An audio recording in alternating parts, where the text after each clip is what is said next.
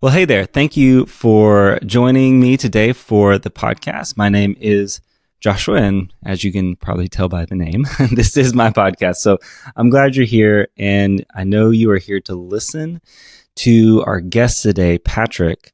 Fantastic guest. Really enjoyed our conversation. I think you'll enjoy it. Before we get started, I just wanted to talk to you really quick why I had your attention. I'm going to jump into a little more detail on this after the episode, so I'll tag that video at the end of this episode. So if you listen through and you want to hear this, you're more than welcome to do that there. But if you follow me on Threads, which I believe most of you who have found this podcast do follow me on Threads, you will know that I have talked about recently the fact that we are moving to a different state. As you can imagine, there is a lot that goes in to moving to a different state. So because of that, it's just taking up a lot of my time, and it is going to take up a lot of my time for the next few months, just because got to take care of the family.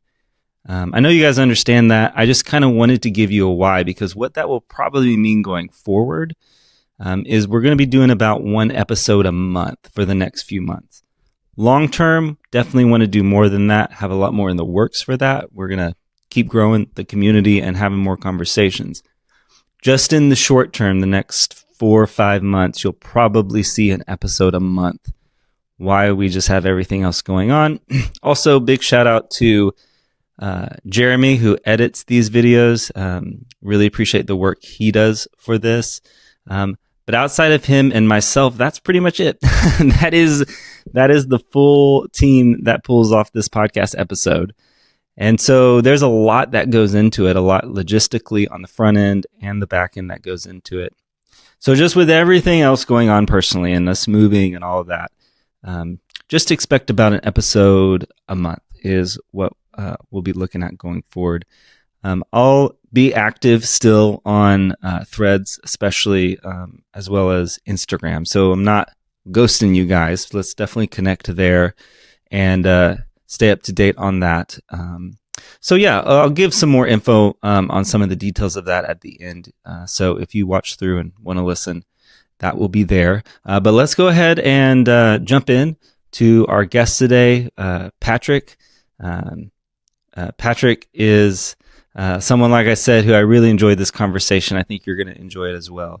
Real cool dude. Had a lot of respect for him coming out of this convo, and I think you will too. So if you stick around and watch the whole thing, be sure to give us a subscribe on YouTube there. We would appreciate that. So that way you can stay up to date with everything we're doing here at the channel. And then wherever you're listening to the podcast, be sure to follow us there so you can stay up to date.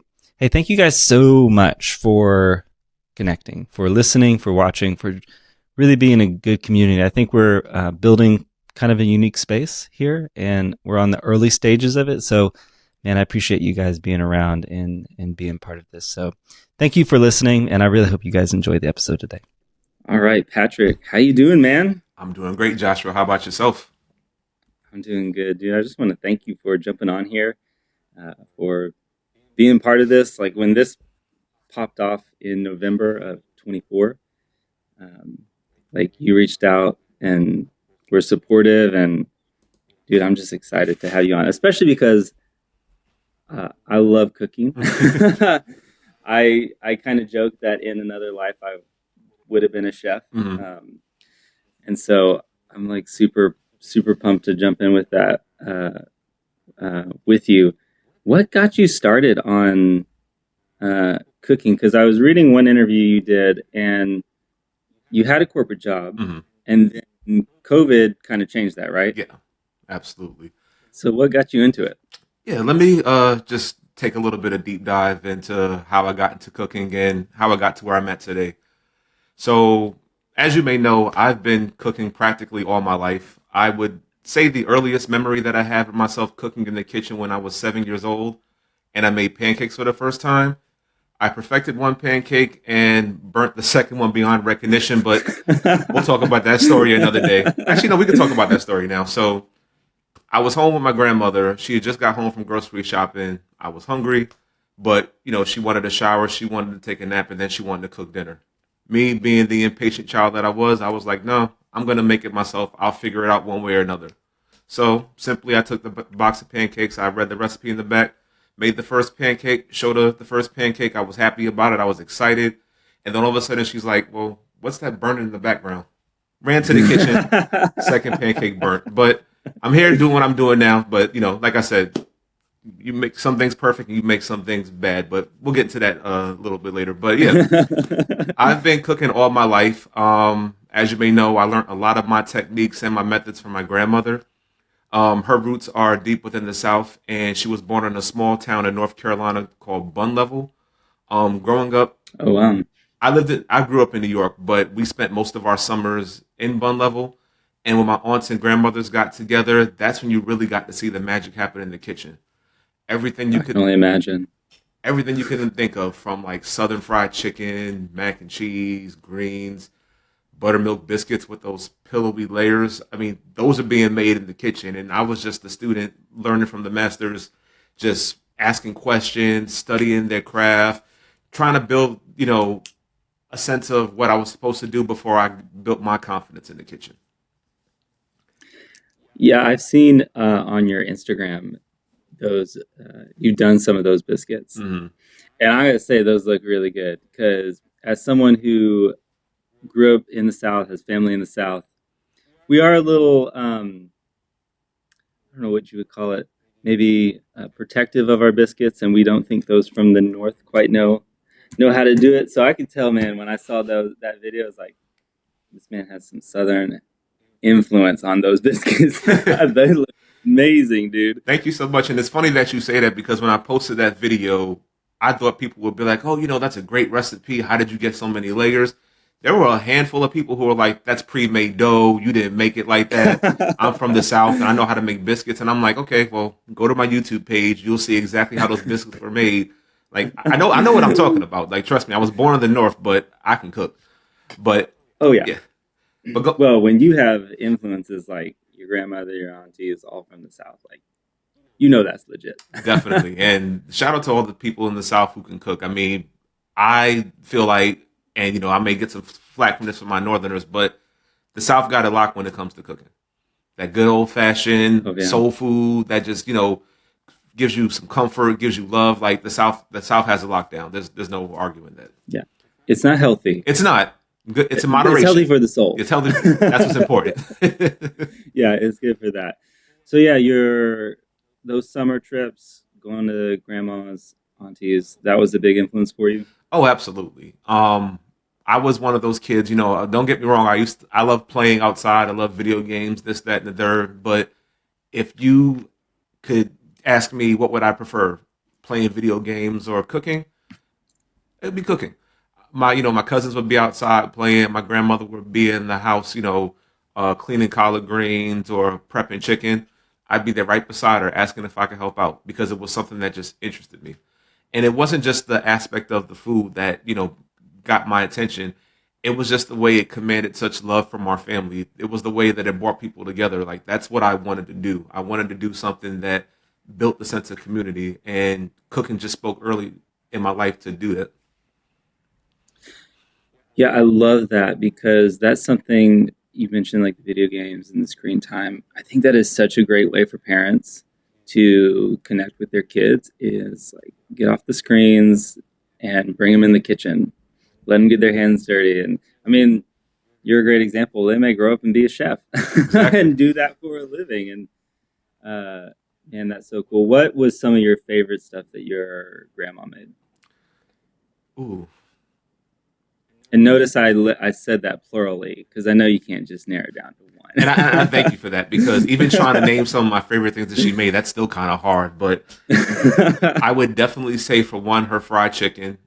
I don't care Mm, how well I make fried chicken, how many methods, how many techniques, how many sauces I put. I'll take her fried chicken over anybody's, including my own, every day. She makes it so simple, but the way she makes it, you just want piece after piece after piece. And what else does she make? Her cornbread. She has two styles of cornbread. So it's southern style. I'm not sure of the actual term. I want to say they're hoe cakes, but it's like a fried mm, cornbread that's kind of savory. She cooks mhm. that really, really well. She makes the best collard greens that I've had to this day. Just the way that she slow cooks them with turkey. She starts early in the morning. They don't finish till like late afternoon, evening. So Oh yeah. so perfect. Her candied yams are delicious. The way she just fries fish, like I said, there's so many things that she makes that we'd be here all day. I can list them all, but I just love anything that my grandmother cooks. I love that. And I do feel like there's a bit of we've lost as a society, as a people, I feel like kind of that passing down of the cooking secrets, if you will. Now, I'm thankful for like chefs like yourself and YouTube and Instagram. Those are kind of like modern day cookbooks, Hmm. if you will, just visual cookbooks. But yeah, that's where the good stuff happens is in those family kitchens, those family recipes, because it's not just the technique of the recipe, right? It's there's decades of cooking the greens, cooking the cornbread, and like little things they do that I just feel like you lose in just a recipe. You know what I mean? No, I definitely understand what you're saying, and I agree with you. I think there should be some type of balance when it comes to that. Like, don't get me wrong. As someone who came from a grandmother and a family who cooked a lot, there's a lot of recipes that I share with my supporters that I'm giving away, techniques that I learned from my grandmother, that I learned from my relatives, Mm-hmm. that I developed with myself. But also, I say, we should also try to find other ways and alternatives to cooking because that's what cooking is Mm-hmm. all about. It's not just to me about what my grandmother taught me. It's about what someone else's grandmother may have taught them. It's about learning these things and trying to find a way to say, yeah, my grandmother may have made chicken one way, but someone else's Mm-hmm. grandmother made chicken the other way. And that's the beauty of social media now. There's so many ways Yeah. that people share their family's methods of cooking, and you learn something new for one. Two, you're building community because these are shared experiences that we all have. There are so many Mm-hmm. chefs that I've been able to network with over the years that I've been blessed to build friendships with that they've taught me things that their grandmothers have taught them from, their cultures. I have chefs who were raised, like me in the North, but their families have roots in the South. Their families have roots deep in Mexico and Colombia and Korea, Mm-hmm. and they're learning techniques and teaching me things that I never knew how to do, and Mm-hmm. vice versa. And when you have that sense of community, while you are keeping the old traditions of cooking alive, you're starting new traditions because you're continuing that process of building what you know and teaching somebody something else. How do you balance that with this idea of not, especially in your position where you have social media, you're sharing recipes on social media. It's a little different like a chef who owns a restaurant and all the secrets are like in the kitchen, right? How do you balance those family secrets, family traditions, if you will, and not overshare? Can you overshare? I don't mind oversharing because I don't. I personally don't believe in gatekeeping when it comes to food. Um, Mm, if there is something that I feel like it's a technique that either I created or I think may have been a game changer, so to speak, I'll use that as a way to get my audience's attention. So, just to give an example before I go into my other point about this topic, I love buffalo wings. I'm pretty sure, as you can tell, I love chicken, but that goes without saying. But buffalo wings are my absolute favorite. And one method that I use to make the buffalo wings a little bit sweeter because they can be a little bit hot is I add sweetened condensed milk. Now I noticed that on your stuff. I noticed that. to the untrained person, they'll see that and they'll think, why would you put that in a recipe?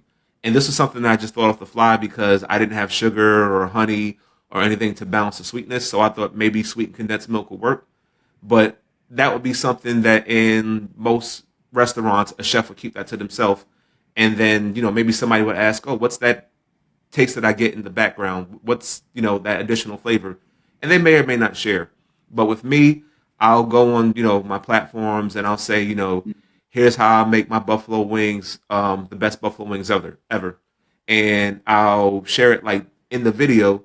So when people actually see that there's sweet and condensed milk in it, it's like, okay, now I got your attention. But going back to, the original point and why I kind of mentioned that, I feel that there are some recipes that, I understand that people want to share with their audiences and some recipes that they don't. Me personally, I feel that it's not a problem to share these recipes. Know I want people to know that, these are my methods. This is something that I figured out, or this is something that I came up with. Because 10, 20, 30 years down the line, it's not to say that it's not going to matter to me, but once I'm older and, I'm no longer here on this earth, I want people to remember these recipes. I don't want to hold anything in and take recipes to the grave. I don't feel that's necessary for cooking, because someone should be able Mhm. to say, okay, he put sweet condensed milk in his chicken. This is a great recipe. I want the world to know about it. Or they can put something else addition to that and make that recipe better. And that to me is what kind of helps the whole process of cooking to be where it's at, is that you take a recipe, you you're honest with it, you're sticking to what it's traditionally known as, and you say, hey, this is what this recipe is made from.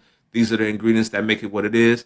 This is my spin on it, or I'm going to add something additional to it to make it taste this way. So, one, you're not necessarily disrespecting the roots or the culture of that recipe. You're acknowledging it, Mhm. but at the same time, you're saying, okay, this is what I did differently to add this to it. Mm. Yeah, I think that's really good. It's that balance, because I do see some recipes out there that they're a stretch. Yeah. They're wild. And it does. What do you think is the line in terms of taking a cultural recipe and putting your own spin on it and disrespecting it? What is that line to you? So, well, that's a great question. So the line to me would be taking a recipe. Well, it's two lines actually. And I actually with this about. I talked about this with another fellow chef and influencer a couple of weeks ago.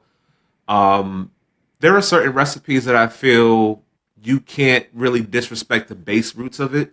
The example that she gave was gumbo, and I agree with her. Mm, So, for those of you who don't know, gumbo has a holy trinity. It's celery, onion, and bell pepper. yes. You need those three basics to make a good gumbo. You need a good roux. That roux needs to be dark. It needs to be a chocolate color.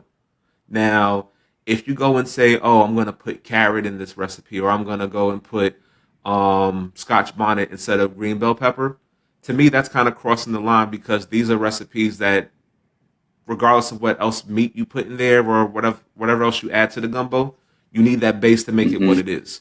So when you Yeah. say, I'm gonna add something else to that base, that to me is crossing the line. Another thing to me that crosses the line is when you take a recipe that's known culturally across the world and everybody knows exactly what it is, you change the name, you change what it's called, because then you're basically erasing the history of all the cultures who created that recipe. So I'll give you a Hmm. prime example. I'm not sure if you're familiar with the video that went viral on TikTok a couple of years ago, but there was this influencer who created this. Well, she didn't create this drink. She basically discovered aqua fresca, and she renamed it Hmm. spa water. And aqua fresca has roots embedded in Spanish and Mexican culture that a lot of people, like myself, know, respect, and honor and cherish. But she completely changed the name. She called it spa water to make it trendy. And the issue with that is that there are a lot of people from the younger generations who may not know what aqua fresca is, and if they see spa water as the new name, they're not going to call it what it's supposed to be called. They're going to call it spa water, and that completely disrespects and annihilates any historical context behind that recipe. So, just long story short, if you have a recipe and there's a base to that recipe, or there's some type of structure to that recipe, you can make changes to the finished product. But if there's a base to it, keep it true to what it is. And if something is already well established, don't rename it. Don't try to erase its historical context. Keep it for what it is. Yeah, and I think like you mentioned, knowing that history is so important. So like with the gumbo and the Holy Trinity there, the direct connection to the French mirepoix of onions, carrots, and celery, right? There's that connection there with France and New Orleans cooking, and then taking that and like it's that moving that history forward that yeah, I think when you just hijack something and kind of do it for views or for the shock value of it, that's clearly crossing a line because you're not taking any historical context into that, and food is history, Hmm. and so I think you just got to respect the history of it, and it doesn't necessarily. I don't know. Let me know how you feel about this as a chef. It's not that the food has to be your history, but you can disrespect its history based on how you cook it. Absolutely. You like there are recipes that I've had before, um, Italian recipes, Asian recipes, Caribbean recipes that I may say, okay, I may want to add something different because I think if it had this, it would, take it to Mm-hmm. that next level. But knowing Mm-hmm. that a recipe doesn't call for that, I'm not going to make any changes because I'm a firm believer in respecting my ancestors. I'm a firm believer in respecting other cultures when it comes to food. And if a recipe calls for an ingredient and I don't have that ingredient, I can make a substitution for it, but I'm not going to go and post and say this is authentic dumplings and I don't have the Yeah. right filling for it, or I'm not going to call something an authentic Mexican dish if one of the main ingredients that represents that dish isn't there. I'll say, here is my spin on it. The original recipe calls for this. I didn't have that, but I substituted with this. You know, Mm-hmm. I think a lot of chefs do respect that kind of viewpoint because, yeah, you're not going to find certain ingredients because, some ingredients may not be in season, some ingredients may not be in your region, but you substitute for what you have, but you still acknowledge the fact that that particular recipe has certain ingredients and you're just putting your spin on it. You're not saying this is how it should be made. Mm-hmm. Now, take me back to COVID Mm. when you were working your job. I think if I remember correctly, you had said you had been in this job for 8 years. COVID happens, and then you get into cooking. Take us to that. Yeah, absolutely. So 2020 is when I started to take cooking a bit more seriously. As I said before, I been cooking since I was 7 years old, but to me, it was more so of a hobby than a actual passion and a career. Um, Even though I loved to cook, my family didn't really see much of a career or a lifestyle in cooking. They told me, go to college, get a great job after college, and you should be fine. And that's what I did. Graduated. I got my bachelor's degree. I got my MBA in human resources management. I had a really good job at the time, but inside, I Where did you go to college? I went to Baruch in New York. It was a CUNY school, and then I Okay. finished my master's program online with University of Phoenix. And once I graduated and I, actually had my great job, I was actually a product manager for a big financial institution. I did make good money, don't get me wrong, but I wasn't really happy with what I did. I would wake up in the morning and I would dread going to work. I would dread driving to work. I hated the whole mundane routine of getting up, driving to an office, getting stuck in traffic, being bombarded in meetings, just continuously trying to move up the corporate ladder. And, no matter what I did, being told that, hey, we like you where you're at, but we don't really want you to move up as far as you think you should. And then when I had the opportunities to move up, for one reason or another, things didn't happen.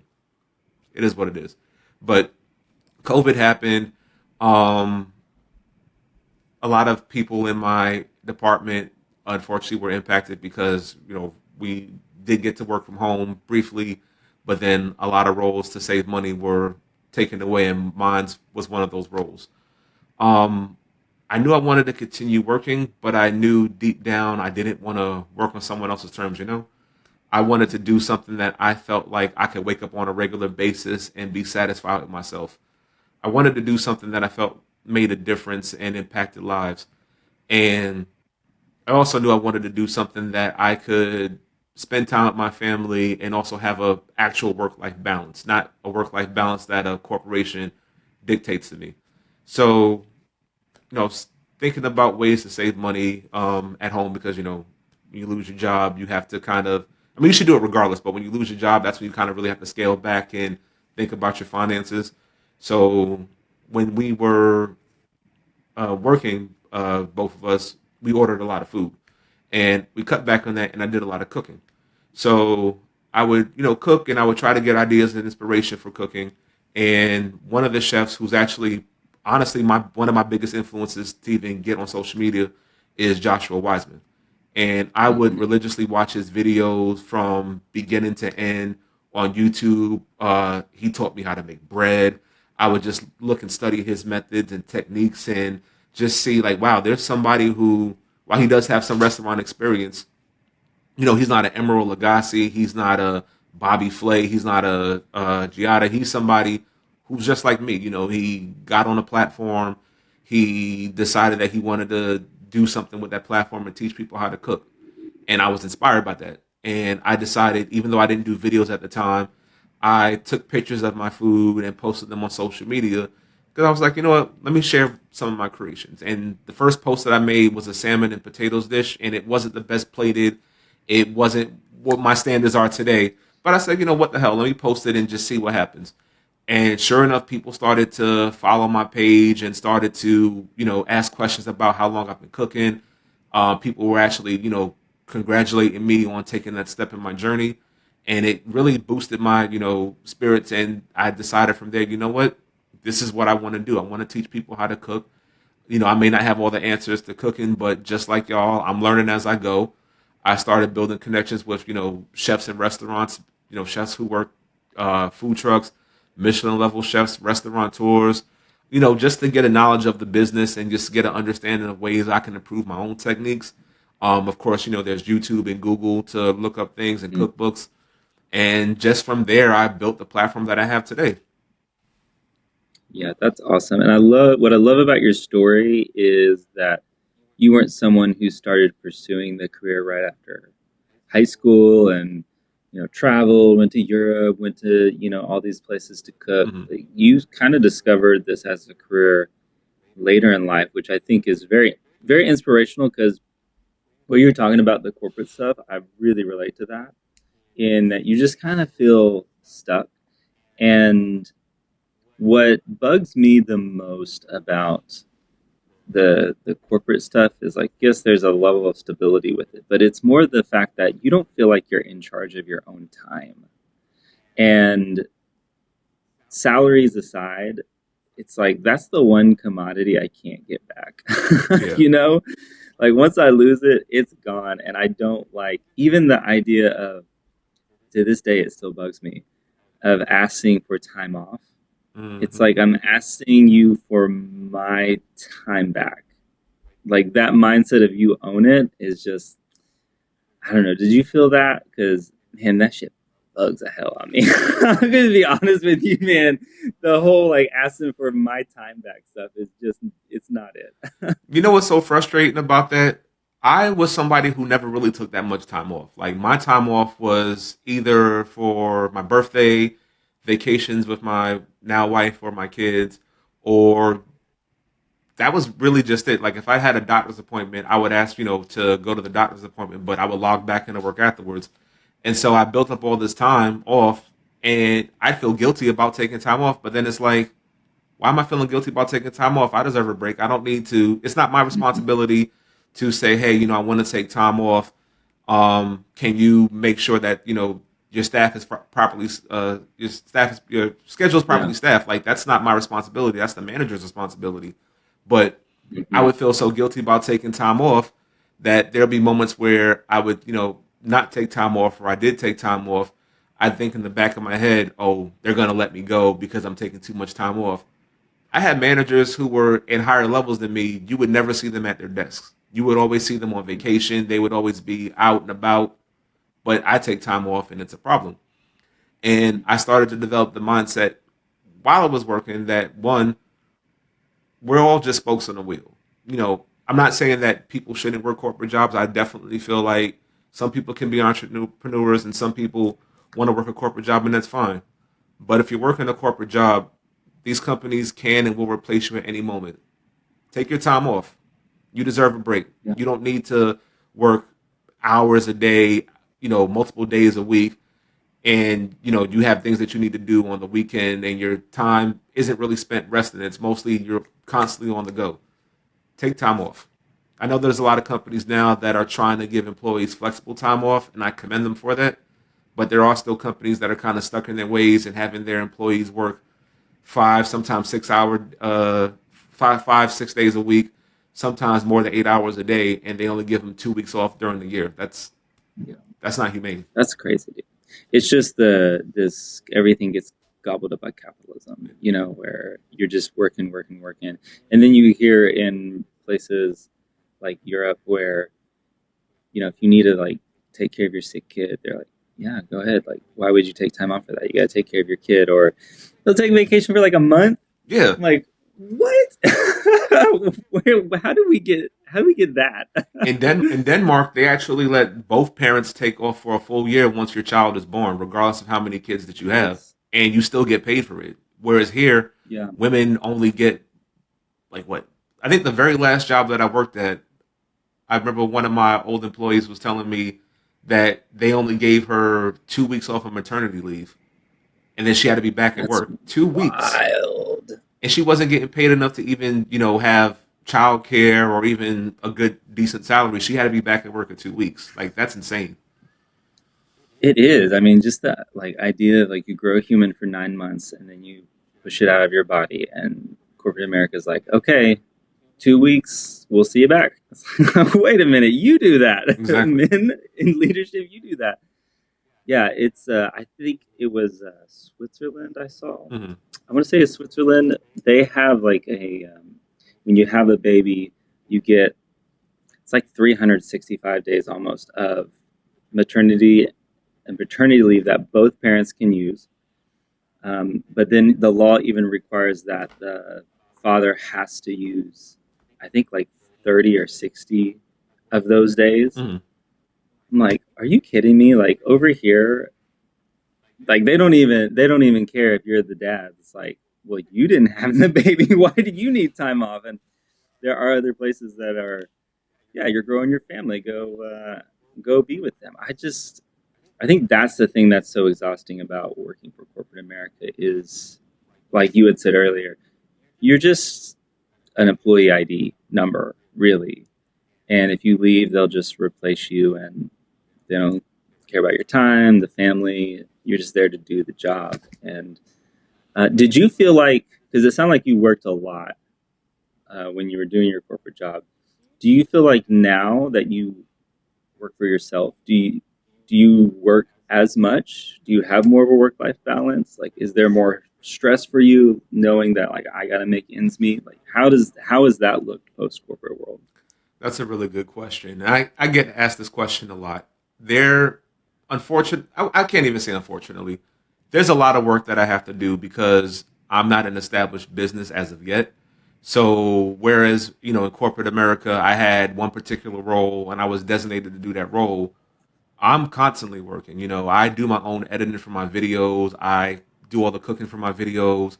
I'm posting on social media. I'm researching strategies. I'm writing up recipes. I have my own podcast that I do.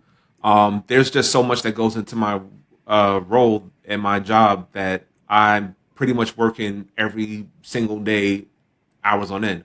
But it goes back to what I was saying before about once you find something that you're passionate about and something that you actually love doing, you don't really think of it as work. When I was working a corporate job, every moment that I worked was dreadful. And I can say that now with confidence because, yeah, I'm not saying that the work that I did was hard. It was challenging work, but it wasn't hard. But there were a lot of moments where I was sitting to myself and I would say, why is this process the way that it is? It should be done differently. But the difference is when I work in corporate America, you had to go through red tape and go through constant people to say, hey, I think this process should be improved. And it was up to them to listen. And sometimes they did, most times they didn't. Whereas with my own company, if I see that something isn't working, let's say, for example, one of the things that I do miss about corporate America, honestly, is the structure. And I would have conversations with my wife, who's actually, she works in tech. So a lot of her role, it requires meetings, requires structure, requires organization. So, I have these conversations with her, and she would provide feedback on things that I can do to improve and give me that type of structure. That's something that I can make a change to immediately, and it impacts my bottom line. And for the most part, it's positive. But working in corporate America, let's say if I ran a bank and she was one of my employees and she gave feedback, most of the times they're not going to provide you with positive feedback on your feedback. They'll say, "Oh, we'll take that in consideration." They'll Yeah. put it to the side because it's not as important to them now, and you may never see that change happen for like what 6 months to a year or even at all.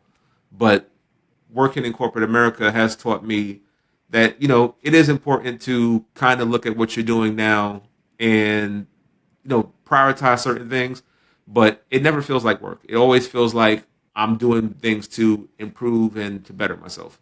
Now, do I miss the salary? Yeah, I do. Who wouldn't miss having that that big Yeah, that's salary I to think work?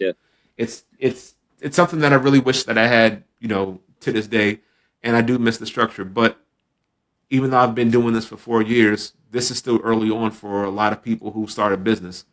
And some things are working, some things may not work, but that's the beauty of it. You figure it out. You're able to kind of make those changes yourself, and you're setting yourself up for success. So I couldn't be happier Yeah. with it. Do you feel like you work more now than you did in corporate America, or does the work just feel different? It feels different. There are Okay. days where, like today, for example, this is probably the only thing that I'm going to be doing the whole entire day. I could take a break for 2 weeks for Christmas or the holidays, and I can repost old content that people may have not seen before. I can type up a recipe and I'll be done for the day. Or there are days like yesterday where I'm in the kitchen for from the moment I wake up till late hours of the night, and I'm cooking and I'm filming maybe 4 or 5 recipes, or I'm writing out 4 or 5 recipes for my upcoming website, or I'm doing editing, or I'm consulting with clients of mine.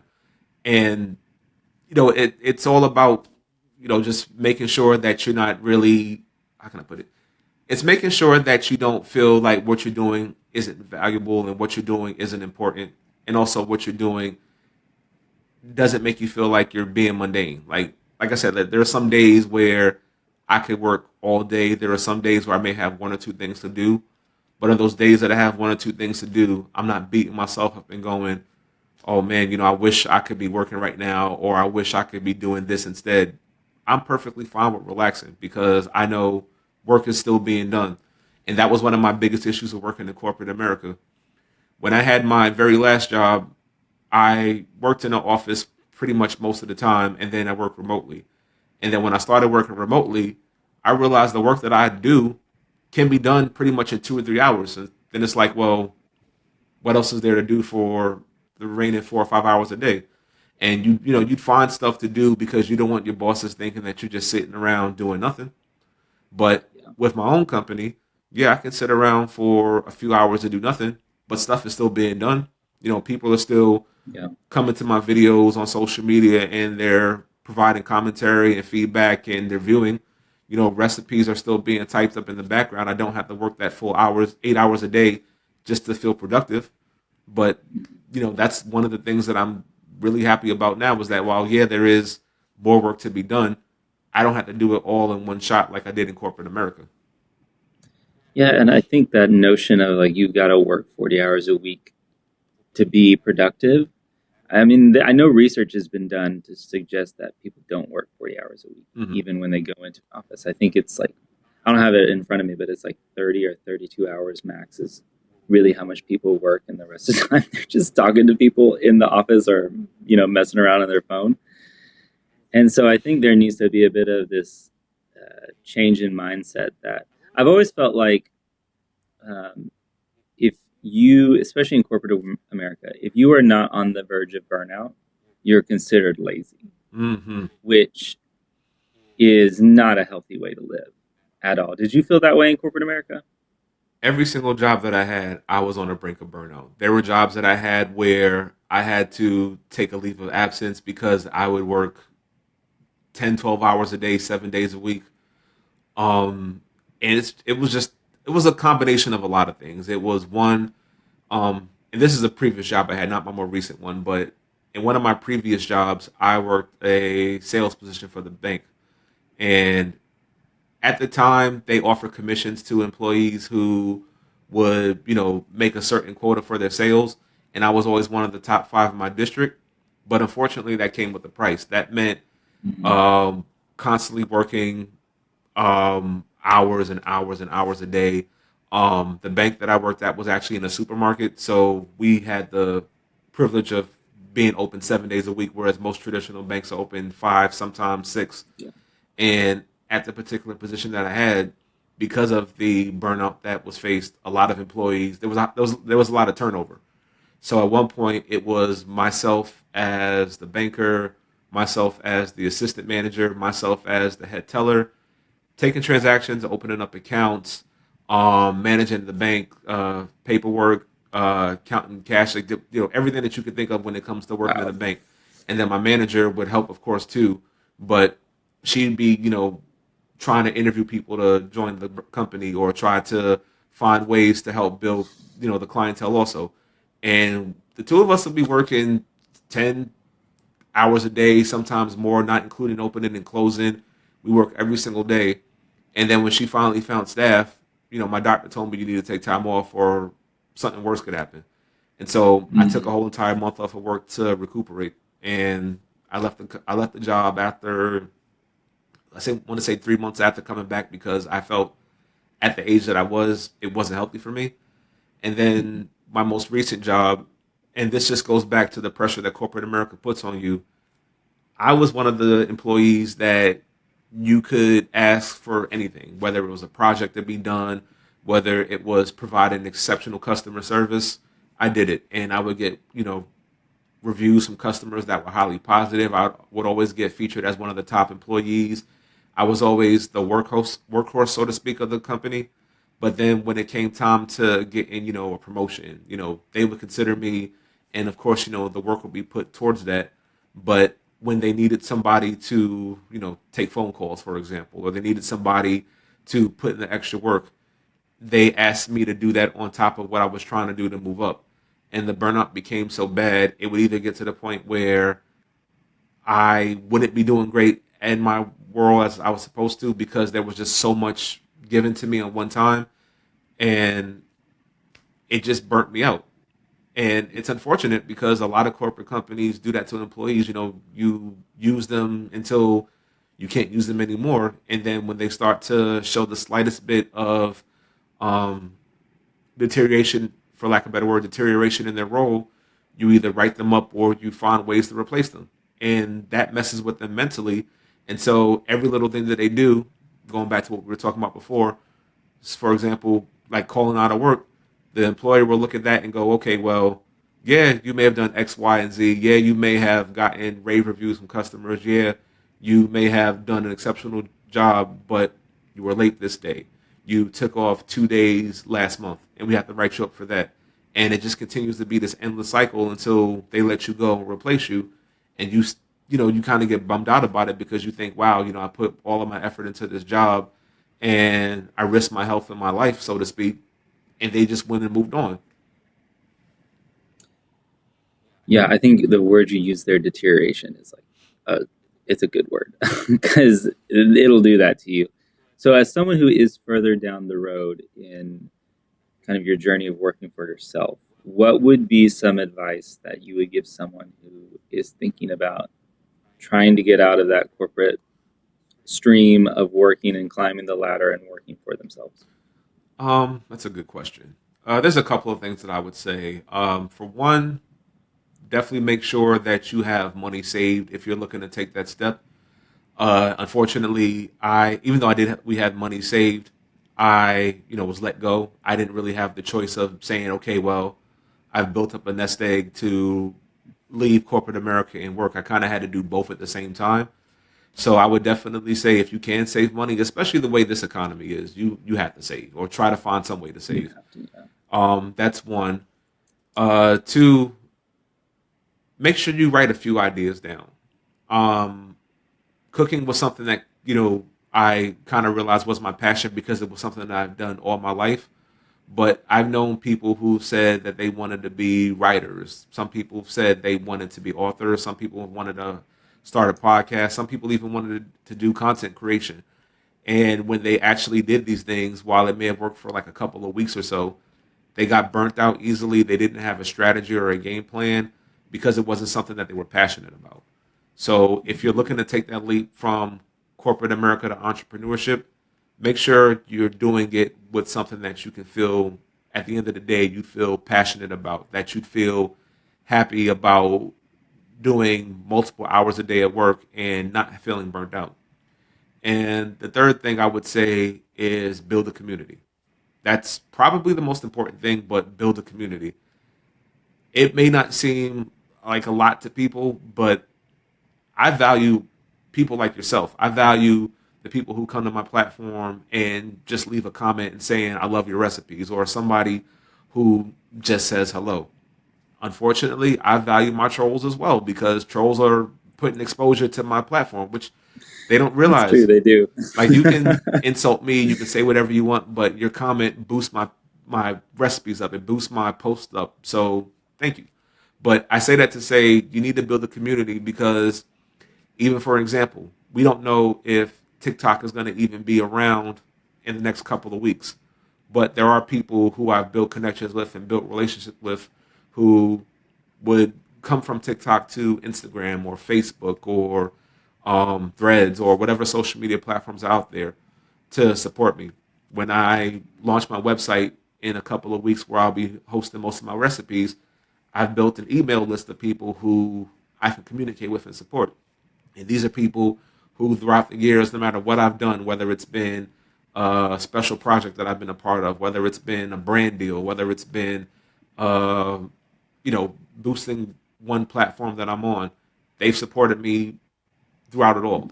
So you want to kind of build that community, whether it's, something that you want to do long term, whether it's something that you want to do short term, a community matters because you need those people to help you to get your name out there, and you need those people to help you to motivate you on the days where you don't feel like getting up and working. You mentioned TikTok, which for those watching this now, this will probably go out after the Supreme Court decides if TikTok is going to live or not.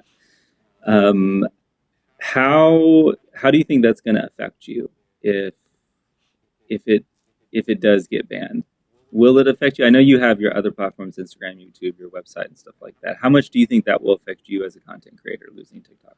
Um, I think it sucks, unfortunately. I mean, just like with anything that anybody goes through, whether you use the platform and monetize or build a community or not, it's still a small, not even small, it's still a chunk of your audience that supports your platform and views your content. Um, People know how I feel about TikTok. I'm kind of on the fence about the app because I have felt that the app has suppressed a lot of creators of color and has suppressed a lot of people from just sharing their viewpoints. But I also feel like the app is a very informative app.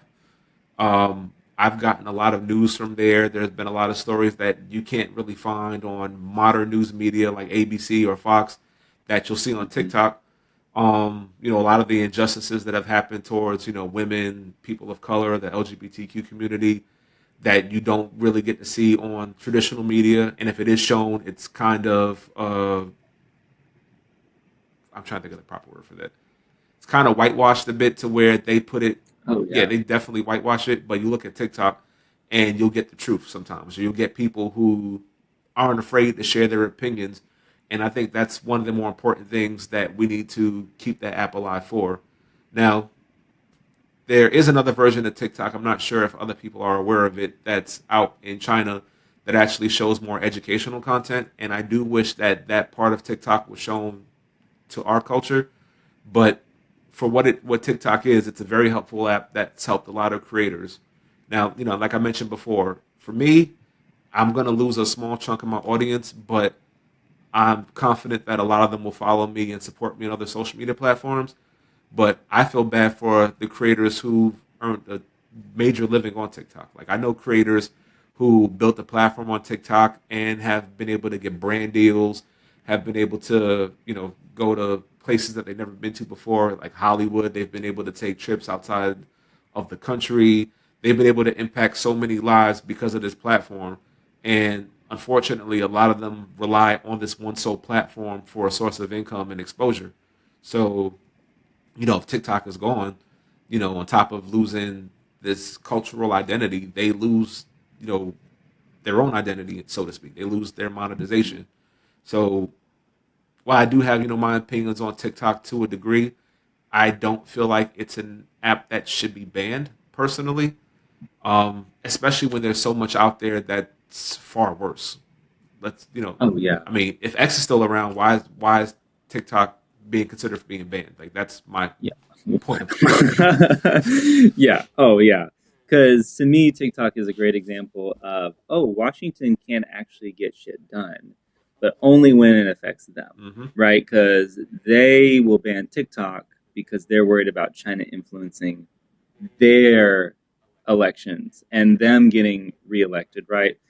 But when it comes to our lives, they don't really, they're not going to show up for that. X is a great example of that. Like, there's a very, very clearly Republicans benefit from X. They're not going to ban X. They're not going to do anything with X. But boy, TikTok, man, now that affects us. And I mean, we can get into that a little bit. Like, we're close enough to the election, and we've had some time.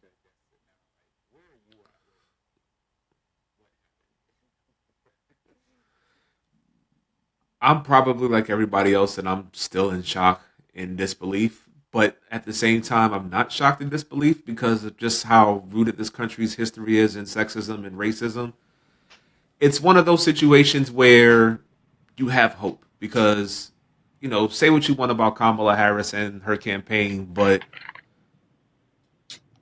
I support, first of all, I think this country is long overdue for a woman as president. Like, let's just get that out of the way.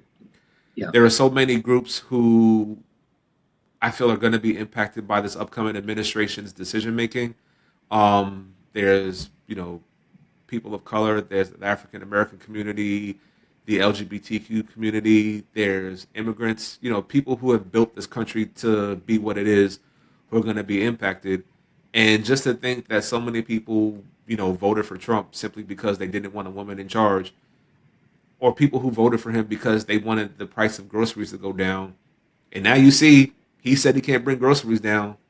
A lot of the stuff that he promised y'all Surprise. is exactly surprise, surprise.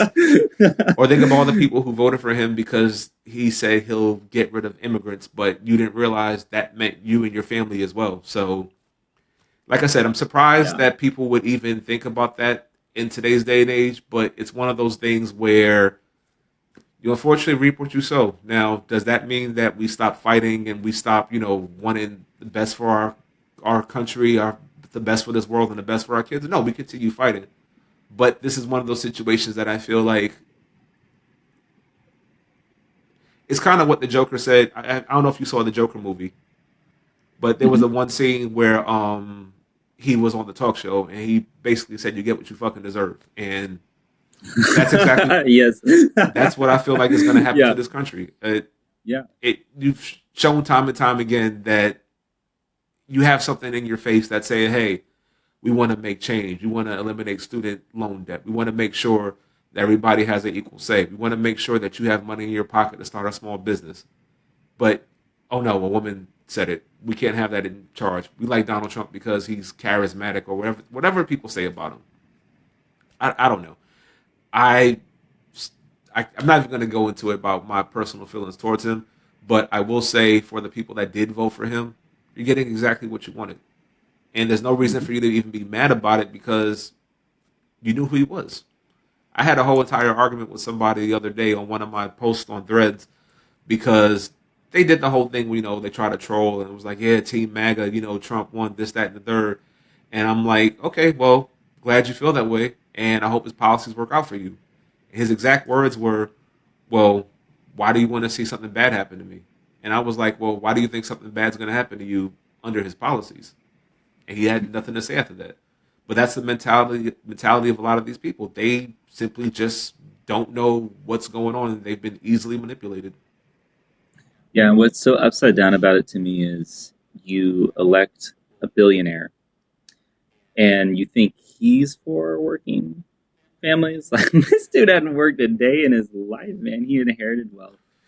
He's putting other billionaires, maybe the most billionaires in any cabinet ever. And I'm like, how exactly are we thinking that billionaires are going to make the country work for us?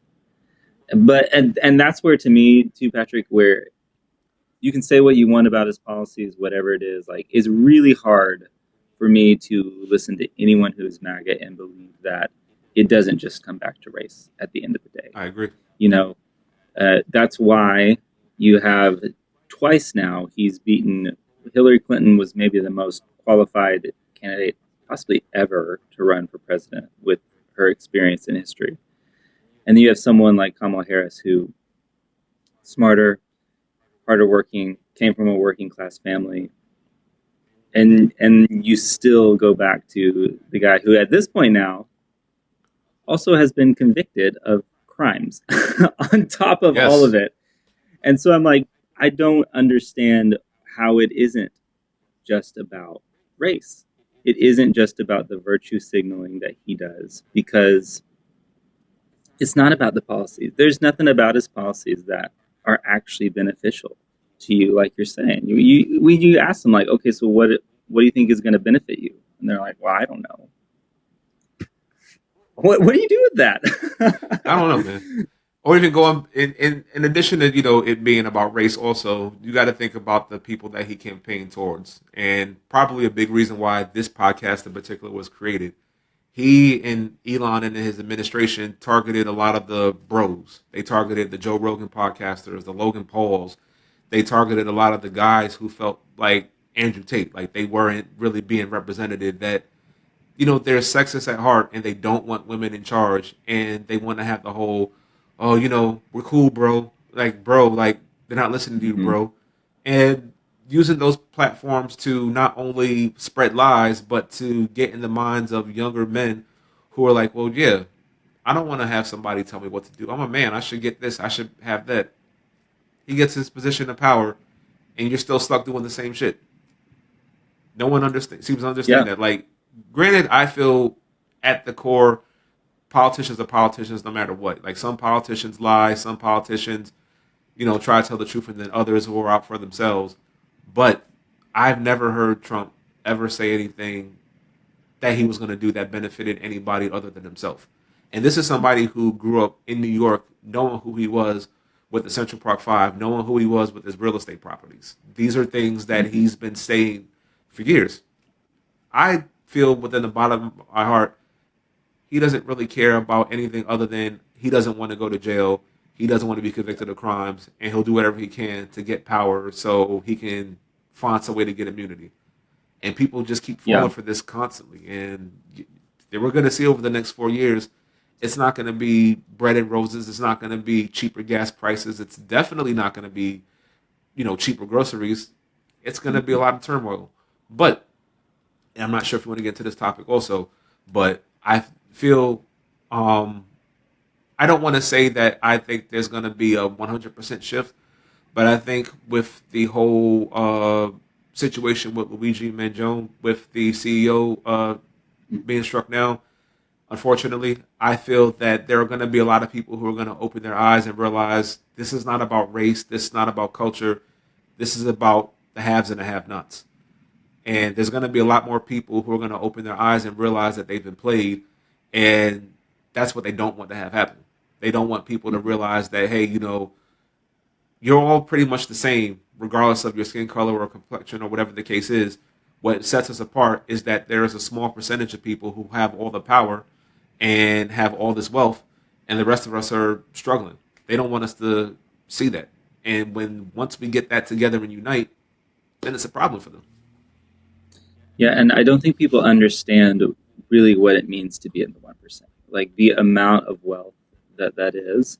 So I did this exercise the other day, and I actually just posted about it on Threads recently. Of course, keep in mind, for those of you watching, this is back in December.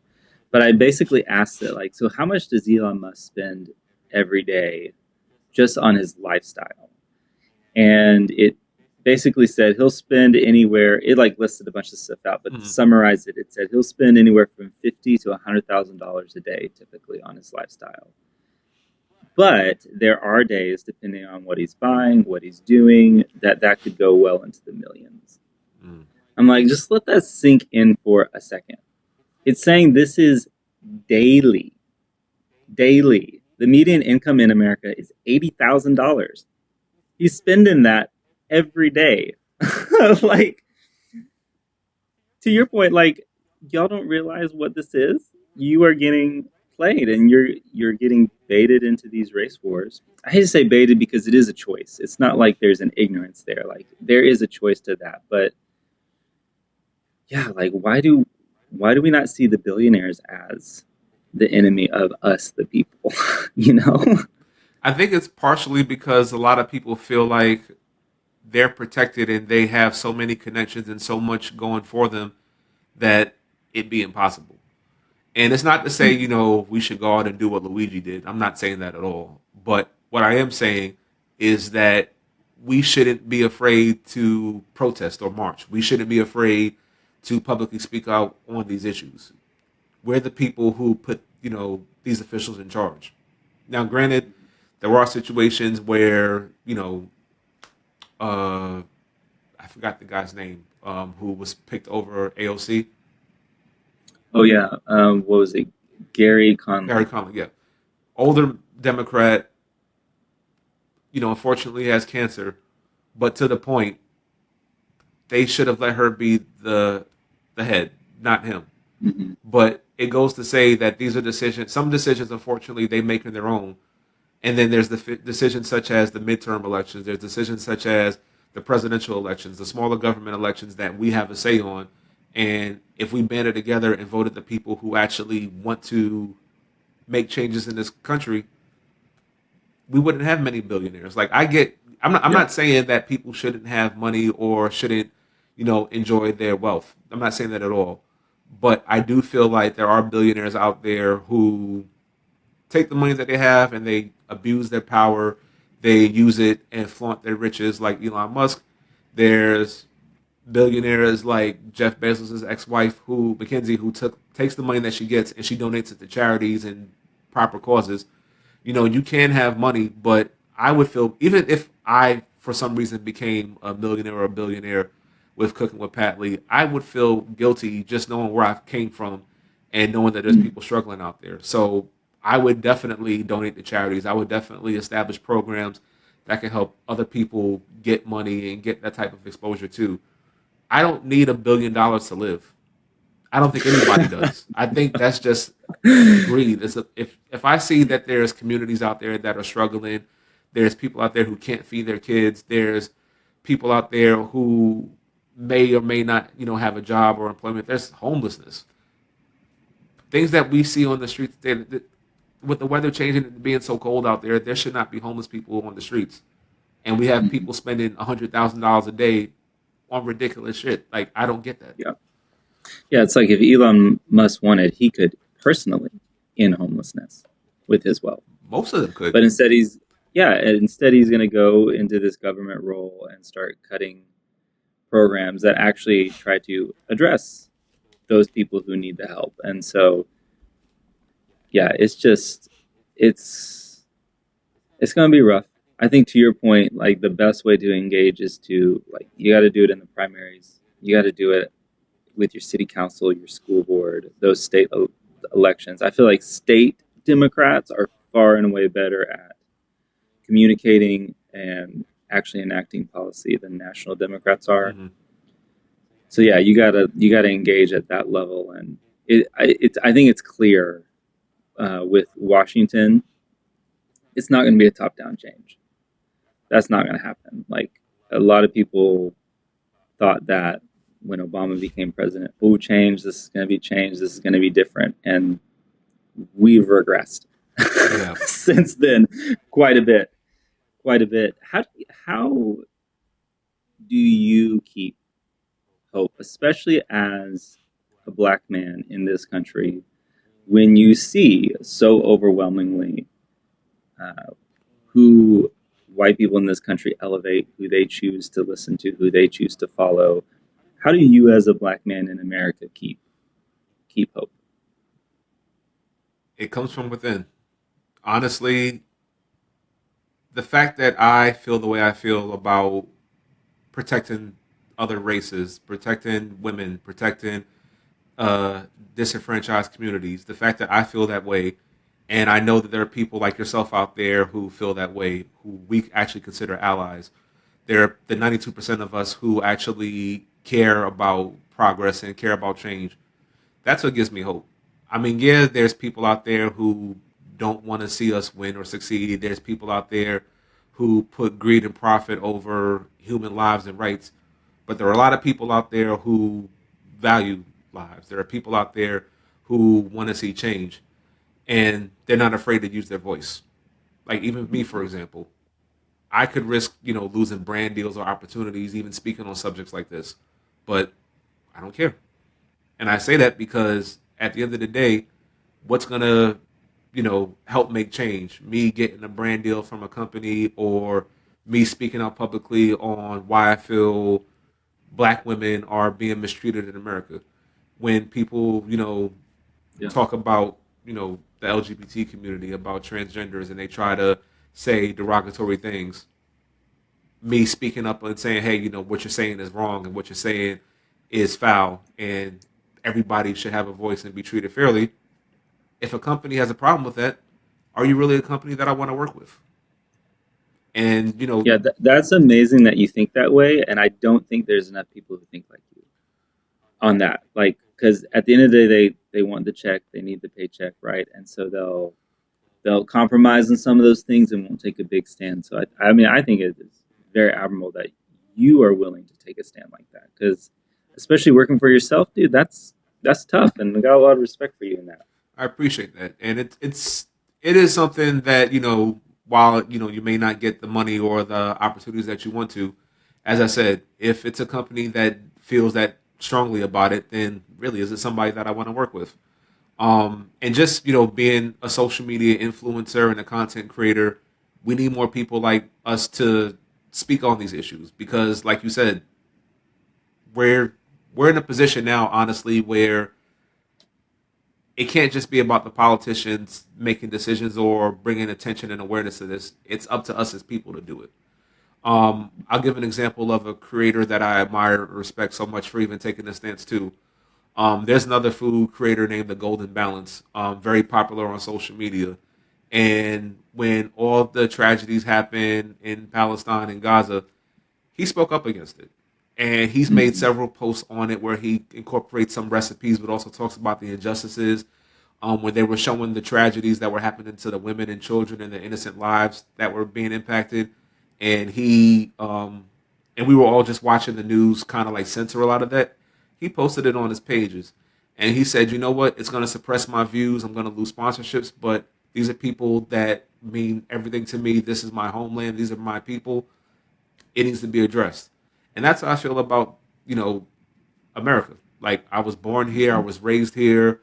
I was told that this was the land of the free and this was the land for all people to be treated equal. I don't see that. So if I don't see that, I'm going to speak on it.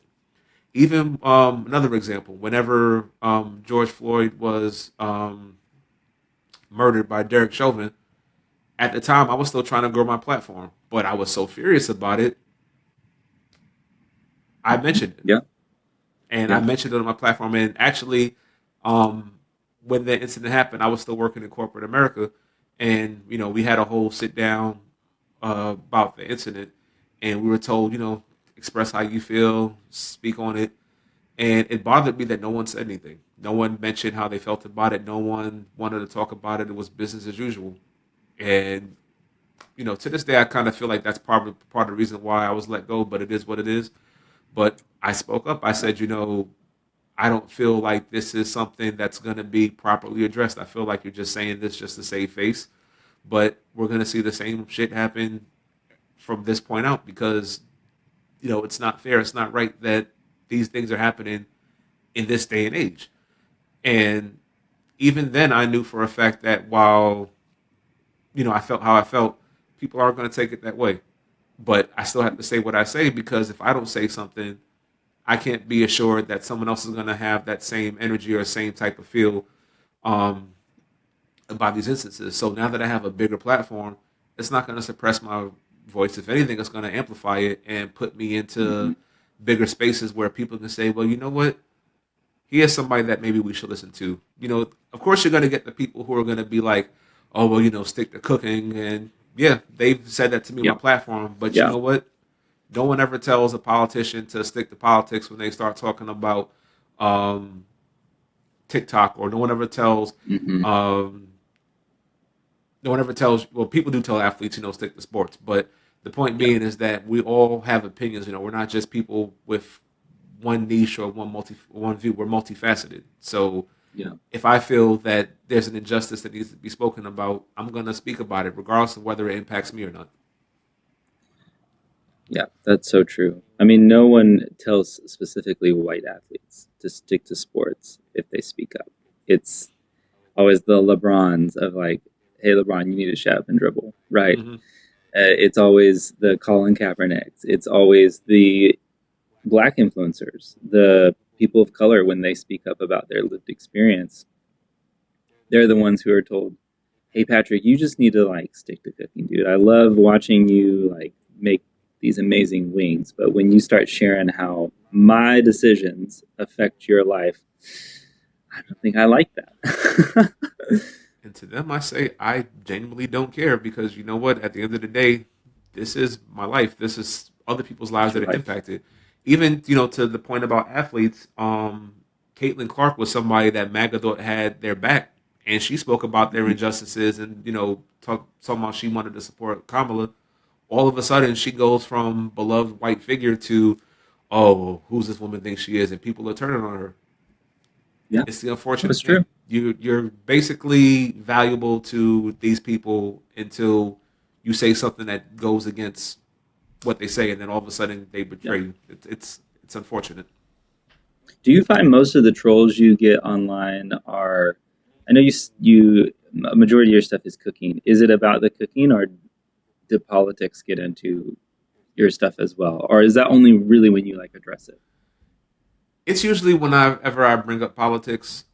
It used to be cooking, and then it kind of stopped. And then once the election kind of happened and the results were over, that's when I started noticing that there were a lot of trolls.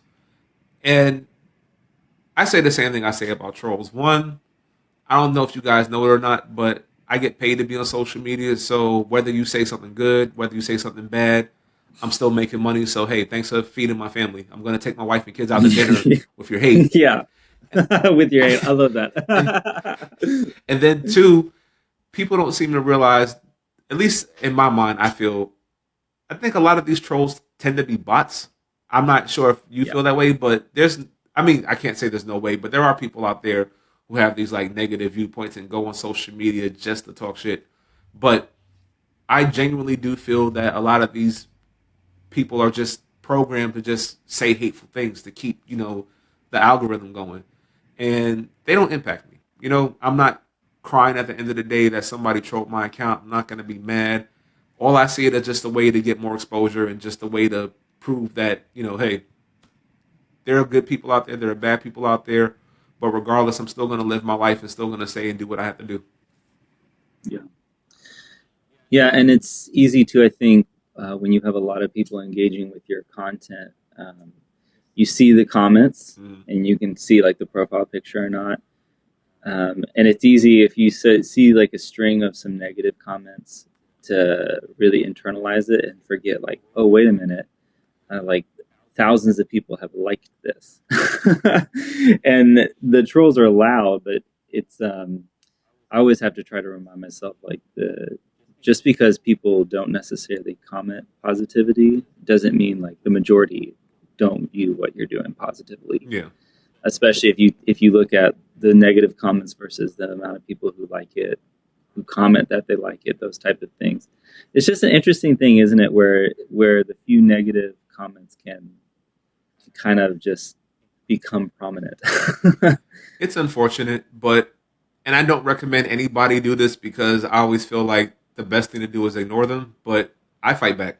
I have no problem fighting back. There have been several times where I've seen people troll other creators' accounts. They'll troll my accounts, and I'll say something right back to them. And 9 times out of 10, they'll either block me or they'll delete the comment. But and that's usually if I know for a fact that that person's an actual person and I know what they're saying is, Yeah. stupid. I don't. I think there are negative comments out there, and people just want to have a viewpoint. And there are comments that are distasteful. They're filled with hate. They're filled with prejudice, and I'll speak on those. And a lot of times, those comments actually come from people who don't realize that you have your Facebook profile open, and we know where you work at. They have their profile pictures up. We know everything about your life, and I'm pretty sure you don't want your jobs to know that you're a racist. So tread lightly. I have no Tread lightly. I have no problem doing that. And it's not to say that I want to put these people in harm, because that's not the type of person that I am. But there's no reason why you should be, using racial slurs towards black women or Mexican Yeah. women. There's no reason why you should be calling a child, certain homophobic slurs just because you feel like you can hide behind a computer screen. That's not cool at all. Mhm. And when stuff like that happens, that's when I step in. Yeah. Yeah, it's a balance. There are those you want to call out and those you want to ignore. The block button is a beautiful thing sometimes. So it's always it's just a daily adventure online. It is. It has its pros and its cons. Now, now I do want to get back a little bit to cooking. Hmm. You mentioned your love of wings. If you follow Patrick's account, you will notice that a lot of his stuff is wings. I was watching some of those leading up to this, man, and they look delicious. Thank you. I wanted to just reach through the screen and eat them. What are some of your favorite wing recipes you've done? Ooh, that's even harder than asking me what my grandmother's recipes were. Good question. I would definitely say, for one, it would be my buffalo wings. I usually try to make those at least once or twice a month. Um, and what's great about those is that you can fry them, you can air fry them, which is my preference personally. You can Mhm. bake them. Um, Jerk chicken wings are my favorite. I love spicy food, as you can tell, so that's one of my faves. Mhm. Um, I love a really good Asian barbecue wing. Like, that to me is Mhm. just like the chef's kiss. Yeah. And garlic parm. It's simple. Garlic parm is one of the simplest things you could do to a wing, but it's one of the best flavors. Fun fact, actually, it's in the it's in the beginning stages now. But for those of you who watch Bob's Burgers, you know that Bob kind of has like a burger of the day, and it's like this really wacky burger. I'm actually trying this concept now with some local people in Delaware, where I'm trying to do a wing pop up, and it's kind of like a unique Oh, great. wing of the day.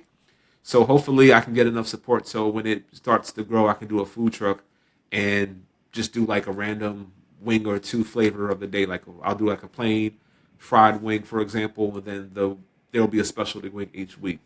That's one of the things that I want to put into the universe of 2025. But yeah, it's in the testing stages right now.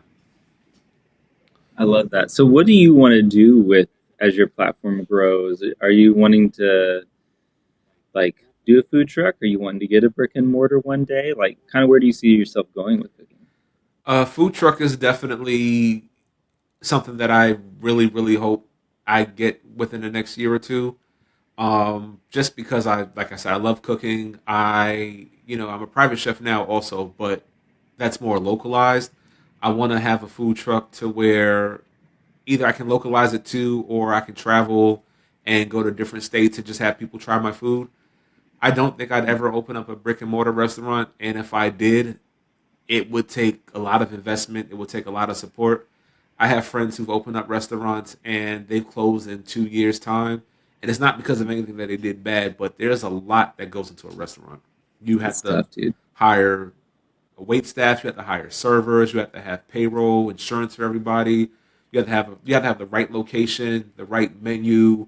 There's lots of overhead. A lot of restaurateurs don't make a profit for like the first few years. So Yep. it's a lot that goes into it. Whereas a food truck, I can narrow it down to, like I said, maybe like one or two recipes, have a little specialty.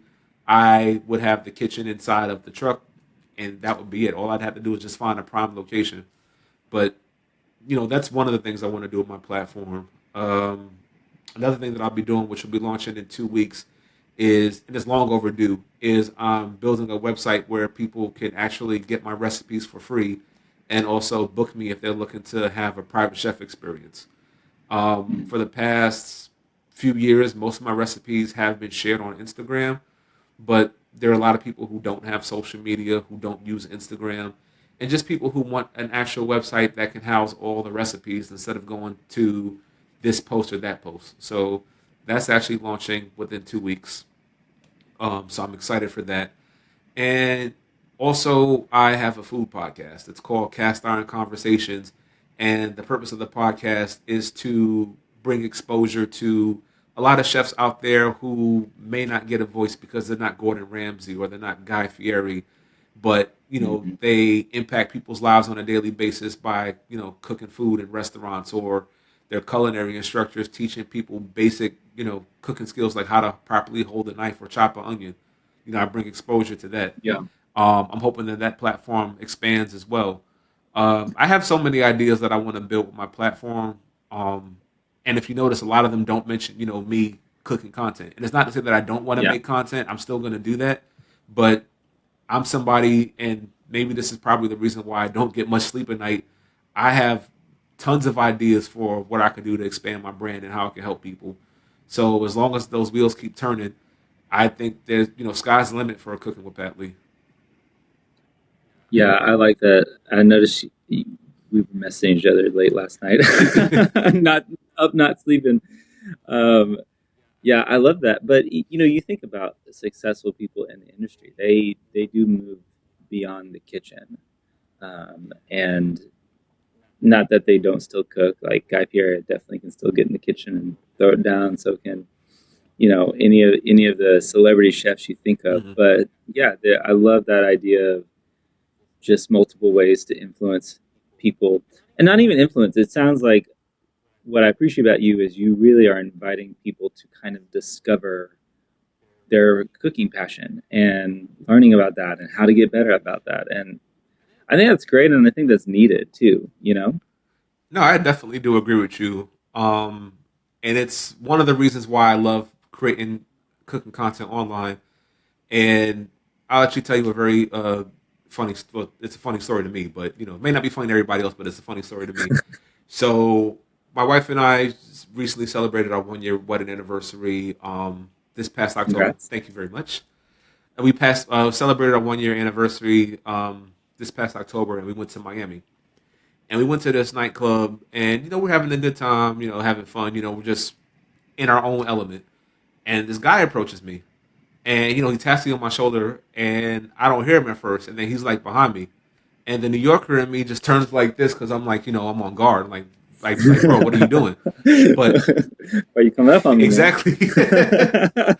But he was like, I'm sorry, I don't mean to bother you, but are you cooking with Pat Lee? And instantly in my mind, I'm like, hmm, should I answer him? And so I say, yeah, I'm cooking with Pat Lee.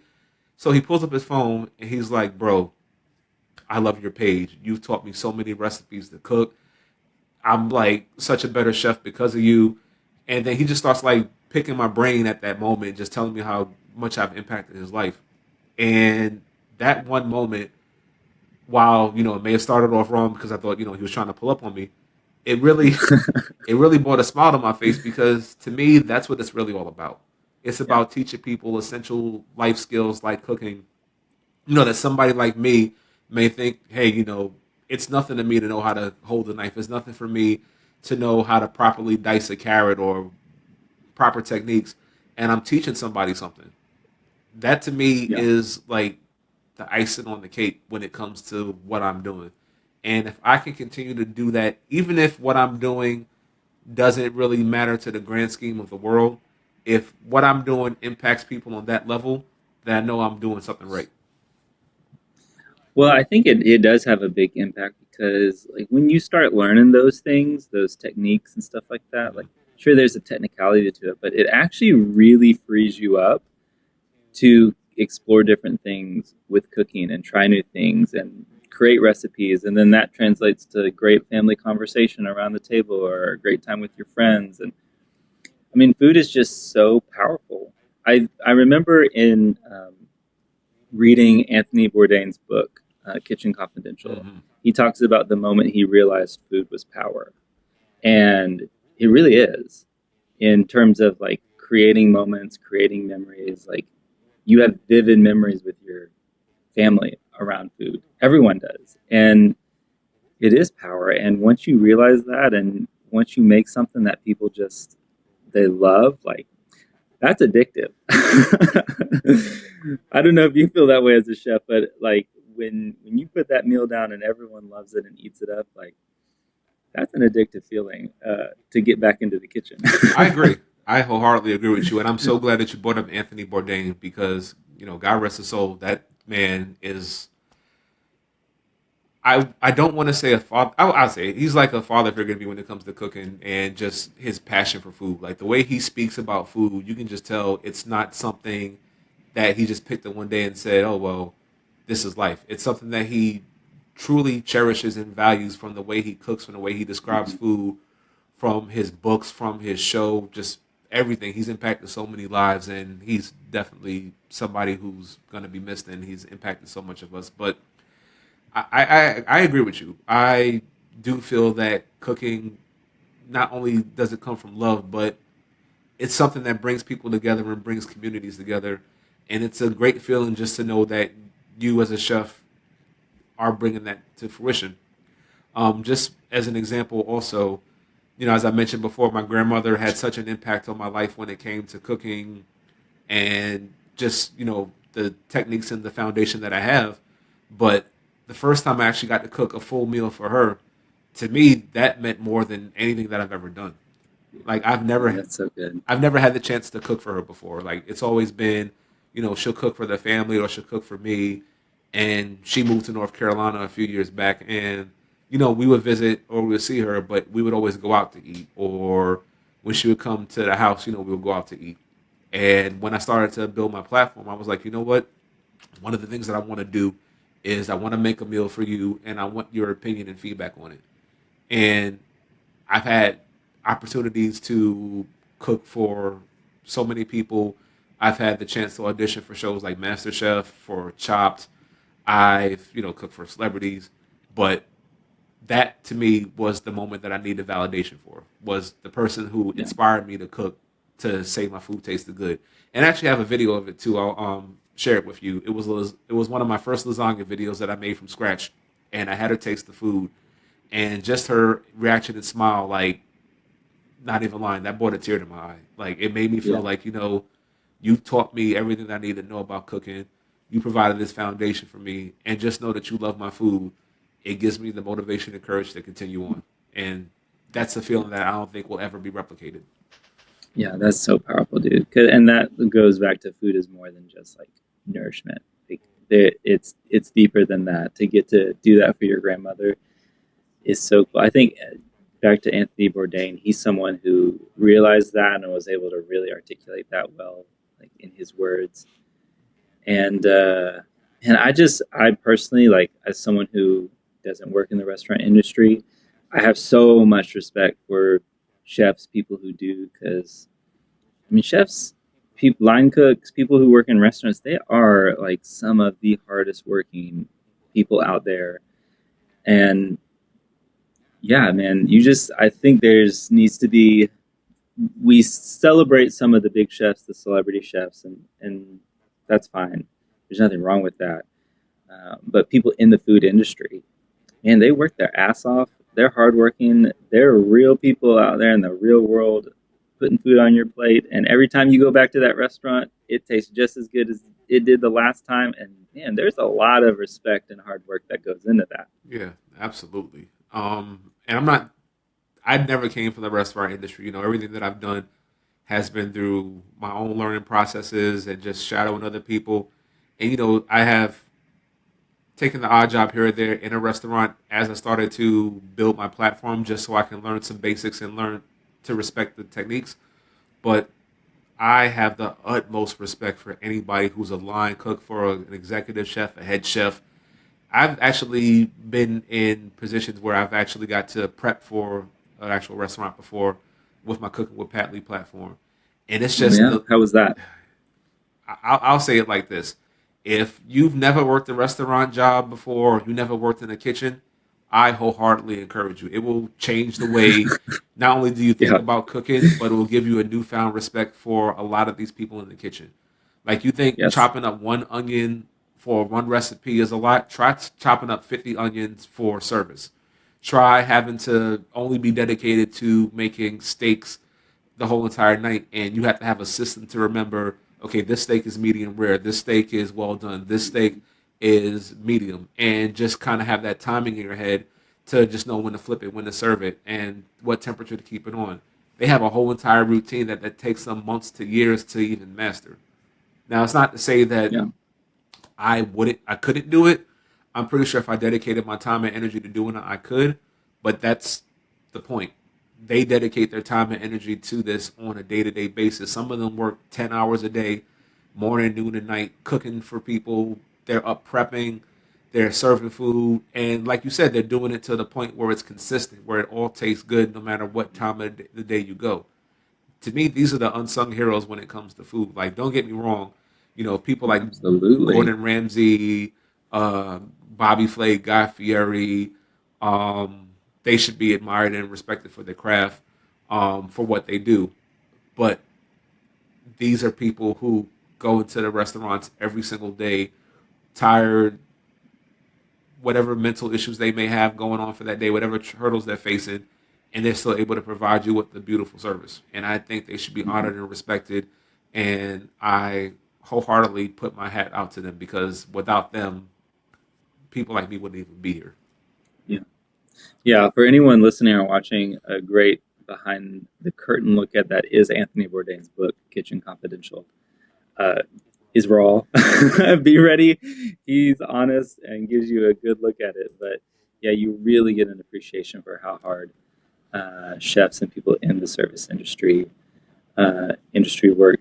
Who are some of you mentioned Joshua as one of them. Who are some of the other chefs that have influenced you in your journey? Joshua Wiseman was one, as I mentioned before. He influenced me to get started on social media. In terms of traditional chefs, I would definitely say Anthony Bourdain for one. Anthony taught me a lot about connecting food with yourself. And when I say that, Yeah. it just goes back. It goes back to our conversation earlier about. I feel like anybody has the ability to cook, but it takes somebody with real love and passion to make that recipe tell a story. And that's something that Mm. Anthony Bourdain was really good at. Was just the way he was able to capture a certain moment with the recipe, or create a moment where he bonded with the cook, and just showed you that it wasn't just about what was on the plate, but the story behind that plate, the story behind why that chef Mm. cooked the food the way they did, and that connection was built. Um, Gordon Ramsay is another. Gordon Ramsay has taught me a lot about making food elegant. Just the simplicity of creating a recipe with just basic ingredients and putting it on a plate and making something beautiful. Um, Emeril Lagasse. I grew up watching Emeril Lagasse on Food Network. Hear him go bam was always something that really spoke out to me. Um, Ina Garten, Barefoot Contessa, probably one of my biggest influences of all time. Just her soft spoken tone whenever she would cook just made me feel like I was at home with my grandmother watching her cook. And I have all of her cookbooks. I cook a lot of her recipes. If there's one chef I could meet, it would be her. I probably would lose my shit if I met her, but she reminds me so much of how my grandmother would cook. Like, I know a lot of people who told me when they first learned how to cook, they felt like they were in the kitchen with Gordon Ramsay being screamed at, despite the fact that that's just a TV personality. But the way she would just talk when she would cook, it was such a warm and calming voice that it just made you feel like, huh, this feels familiar. And that's what I try to do with my cooking. I try to, cook with a warm and calming voice to make people feel comfortable. But it was just the way that she cooked and described food. I would be glued to that TV when I got home from school, and would watch her show on Food Network. Yeah. Yeah. Yeah. There's so many great influential chefs out there, and everyone, like you were saying, like contributes to that journey a little differently. How Anthony brings like a story. to the plate. And when you watch Barefoot Contessa, it's like you're in her kitchen, right? And so they just all bring those different elements. And yeah, I think, man, I love what you're doing.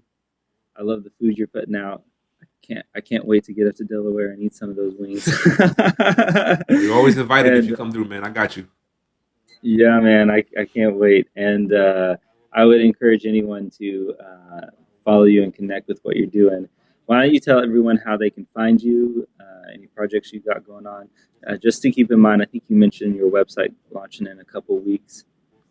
When this is coming out, if you're listening, his website is up. So how can people connect with you, Patrick? Absolutely. First off, thank you for the time, for being here. I appreciate this platform. I wish this platform nothing but the best of luck. Hopefully this won't be the last time I'm on, but I will definitely say absolutely not. we're going to push this platform to the highest possible point, because we need people like yourself and people like myself to keep speaking on these issues and just bringing up these great conversations. But if anybody wants to follow me all across the board, I'm available on Instagram. Hopefully, as this episode airs, TikTok is still available. YouTube, Facebook as Cooking with Pat Lee. My website, cookingwithpatlee.com, will be available. You'll find all of my recipes housed there. I post recipes every single week. And if you need to book me for a private chef service or catering, I'm more than happy to assist you with your catering and cooking needs. You can also find me on all streaming platforms for podcasts under Cast Iron Conversations. Again, that's Cast Iron Conversations. It's a platform dedicated to highlighting chefs and food influencers alike. Take a listen there. We're at season 2 of our episodes right now. It's a great podcast. And yeah, I appreciate your support. Whatever you want to support, whether it's a follow, whether it's a share, it's greatly appreciated. Thank you so much for supporting me on this journey. It's been 4 years as of this month that I started Cooking with Pat Lee, and it's honestly surreal to me. Sometimes I look back at it and I go, it's me. Like, I don't really think of myself as this like influential figure. I just think of myself as a guy who grew up in New York and decided that one day he wanted to cook for people. And to just know that I went from just a thought to I'm in households, worldwide, it means a lot. So from the bottom of my heart, to anybody who's watching this, who supported me over these years, thank you. Yeah, so anyone watching, listening, wherever you're doing that, you will find Patrick's links in the description below. So be sure to check that out. Give him a follow, subscribe to him, support his work. Hey, reach out to him. Have him do some catering for you. So Patrick, man, thanks for coming on, dude. I really appreciate it. I hope 2025 is your best one. Best one yet, man. Likewise. So thank you for being here. Thank you for listening, everybody, and we'll see you next time. Well, thank you guys so much for hanging around. You are one of those overachievers that stayed for the whole thing.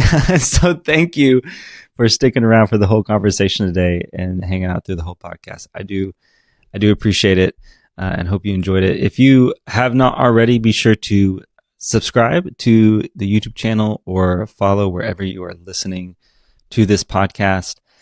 You probably have stuck around because, like I mentioned at the beginning, would go into a little more detail about the reason why we're moving. So in case you haven't followed me on Threads, I have shared about this on Threads already. So I'm not necessarily breaking any news here, but I have a gender non-conforming son. I also have a wife who her and I would love to grow our family and have try for another child. But we live in Texas. And so yeah, both of those things are really fucking difficult, a lot more difficult than they should be. And so because of that, we are actively in the process of moving and getting to a state where we just feel a little bit healthier, thrive a little more as a family, grow our family. And so that's the reason why. So as you can imagine, there's a lot logistically that goes into that, a lot of stuff from school and house, neighborhood visits, all the things. You guys have moved before. You know how much it is. It was a lot a few years ago when we just like moved a few minutes down the road. So I know this is going to be a really big one, moving to a different state. So that's where a lot of energy is going. Also, I still have a corporate job. This is not my job. A matter of fact, at the moment, this podcast is not monetized yet. So do have Jeremy, who is doing the video editing for me, which is so helpful. And I think he does a great job. So big thank you to Jeremy for that. But outside of Jeremy and myself, no one else is working on this podcast. So there is surprisingly a whole lot of work. I know many of you maybe haven't ever done a podcast. It's a lot of work administratively on the front end and the back end, scheduling guests, working out time, balancing, school for the kids, balancing work for myself and the move. I just don't have the bandwidth at the moment to keep up and do multiple episodes a month and some of the other stuff that I want to do. So because of that, over the next few months, probably the next 4 to 5 months, we will be doing probably one a month. If I have margin to do more, we'll absolutely do more. But at least we're going to do one a month going forward. I want to do more, and I want to keep doing 2 of these plus a month. Probably even looking at incorporating maybe some live stream stuff in the future as well. So got a lot of things in mind to do for our community here, for us to keep growing together and learning together and talking together and building that alternative online space that's not about toxic masculinity, right? That's really what we're trying to build here, and still committed to doing that. I just, because of the move, have to go to about an episode a month. So looking forward to, in a few months, getting to scale that up with you. And I do hope in that time that we grow the podcast. And it is something where, we can start, it can start not just paying for itself, but turning into something that I can commit more and more time to in building these spaces and having conversations with some good people. So thank you so much for being part of this and for hanging out and listening to me continue to ramble here. I really appreciate it. The love and support you guys show my family on Threads is just, it's so amazing. I feel so blessed to get to be connected with you guys. And as that following on Threads has grown and gotten bigger and bigger and bigger, what has happened is it's just been like more and more awesome people connecting, hearing your stories, and just the love and support you guys show my family is, it means a lot. It really does. And I appreciate that. And I appreciate you guys for that. So I know you'll be understanding about the 1 episode a month. I wanted to let you know more than anything that I'm really looking forward to here in a few months getting to scale this up. So be sure to stay connected. One of the big ways we're going to stay connected going forward is going to be through Substack. So I'm going to have one up and ready by the next episode. So that way we can connect there and stay connected as we scale this thing up. So thank you guys so much for being here. Thank you for watching today. You all mean a lot, and I really appreciate your support. So I will see you guys next time, and look forward to seeing you at our next conversation.